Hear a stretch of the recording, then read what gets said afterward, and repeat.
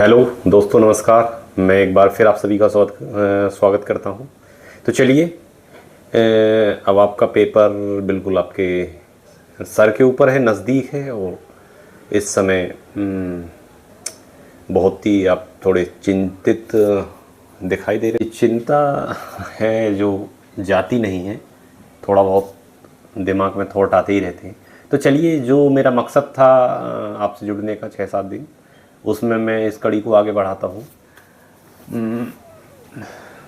देखो, मैं ये जो वीडियो लेके आ रहा हूँ, ये आपका एक मेन बहुत बड़ा टॉपिक है। क्योंकि देखो, पढ़ाई कितनी भी कर लो, लेकिन लास्ट में उस चीज़ को हमें उतारना पड़ेगा उस पर OMR सीट पर सब चीज़। क्योंकि जब हम उस चीज़ को OMR सीट तक पहुँचा देंगे सही सही, तभी हमारा जितनी मेहनत है 1 साल की, 2 साल की, 3 साल की, वो सफल हो पाएगी। यदि हम वहाँ गलती कर गए OMR शीट पर, तो हम सब कुछ प्लान बना लें, हमारे सारे प्लान धराशायी हो जाएंगे। तो OMR सीट को लेकर मैं कुछ छोटी छोटी चीज़ें आपको बताऊंगा कि OMR सीट को फिल कैसे करें, सेक्शनल करें या एक क्वेश्चन करें एक के साथ करें या लास्ट में करें, कौन सा हमें पेन यूज़ करना है, किन चीज़ों का ध्यान रखना है। ठीक है, तो दरअसल ये बहुत महत्वपूर्ण होगा आपके लिए। क्योंकि सब क्वेश्चन पेपर भी सॉल्व कर लें, पढ़ाई भी अच्छे से कर लें, लेकिन उसको हम ज़मीन पर नहीं उतार पाए तो हमारा सब कुछ बेकार हो जाता है।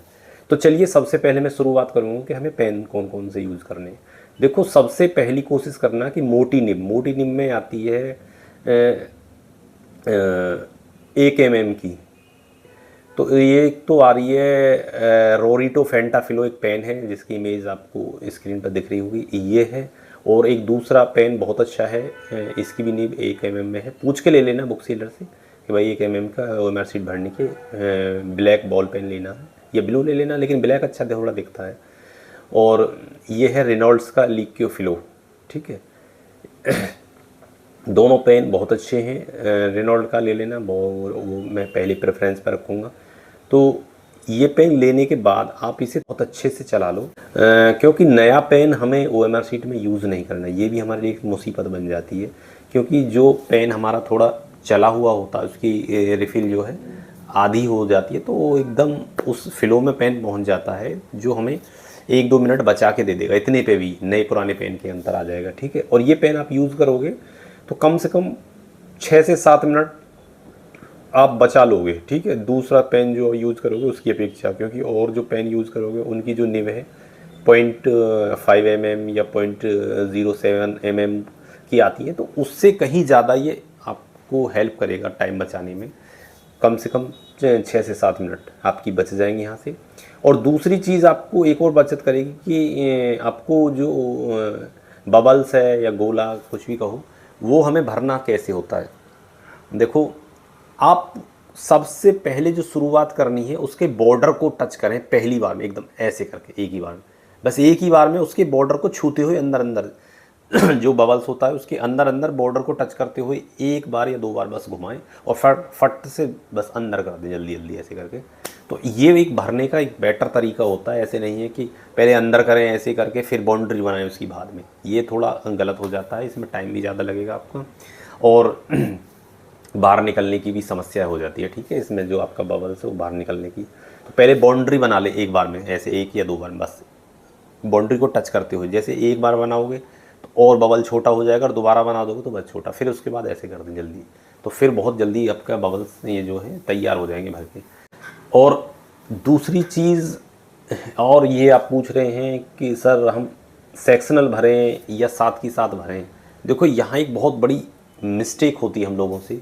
वो मिस्टेक क्या होती है कि जैसे मान लीजिए हम एक क्वेश्चन किया, एक भर दिया, तो और एक फिर दूसरा किया फिर भर दिया, तो इसमें एक समस्या होती है, हमें थोड़ा सा टाइम ज़्यादा लग जाता है हमें भरने में। जो समय हम बचाए थे उससे भी कहीं ज़्यादा लग जाएगा हमें।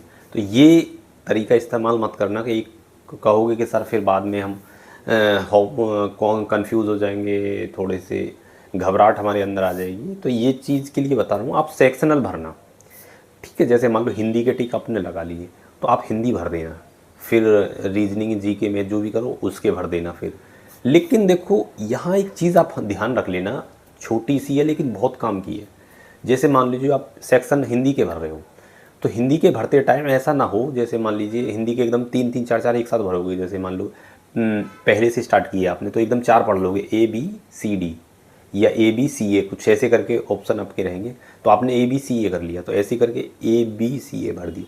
लेकिन ये विशेष ध्यान रखना कि यदि हमारा एक भी गड़बड़ा गया और हम उसी फ्लो में भरते चले गए तो एक जो गड़बड़ाया है उसी का क्रम पूरा बिगड़ जाएगा और बिगड़ने के बाद पूरा हमारा ख़राब हो जाएगा। ठीक है, तो आप बिल्कुल 4 जैसे मान लीजिए आपने 4 किए कि DCBA, तो ये हमारा क्लियर हो गया कि 4 हैं DCBA, तो हमने 4 DCBA, फिर 5 से उठाए ABDC कुछ जो भी है, तो ऐसे करके फिर 4 भर दिए, फिर 4 भर दिए, फिर 4 भर दिए। तो इससे हमारा जो गलती होने के चांस है, मतलब गलत भरने के चांस है, वो भी कम हो जाते हैं। और इसमें यदि किसी गलती से हो भी गई एक में तो बाकी आगे सही हो जाएगी। ठीक है, अगले 4 में या एक आध में, लेकिन होगी नहीं इसमें गलती। ठीक है, तो ये चीज़ें हैं जिनका आपको ध्यान रखना है। और लास्ट के लिए हम इतने बबल्स ना छोड़ें कि पता चले कि हमें भरने में ही इतनी समस्या हो जाए, क्योंकि जब आपके पास एग्ज़ाम ख़त्म होने के 10-15 मिनट बचे तो आपके पास कोई भी ऐसा OMR शीट में बचने नहीं चाहिए। क्योंकि लास्ट टाइम पे मैंने बहुत बार देखा बच्चों को, जैसे घंटी बजती है जल्दी जल्दी जल्दी जल्दी जल्दी जल्दी बबल्स भरने आते हैं, और उस समय यदि गलती होगी तो पूरी OMR शीट हमारी बहुत गलत हो जाएगी। गलत होने का फल ये होगा कि हमसे आए हुए भी क्वेश्चन और सब कुछ तैयारी सब एकदम ख़राब हो जाएगी, और ख़राब होने का हम एकदम बिल्कुल किसी लायक मतलब नहीं कहूँगा, लेकिन जो मेहनत है सब पे पानी फिर जाएगा, और जितने जो हमारे सपने हैं सब धुल जाएंगे। तो सबसे पहले OMR शीट को पहले अपना रोल नंबर सब चीज़ें, उस पर ब्लेड ना चलाएं, नखून ना चलाएं।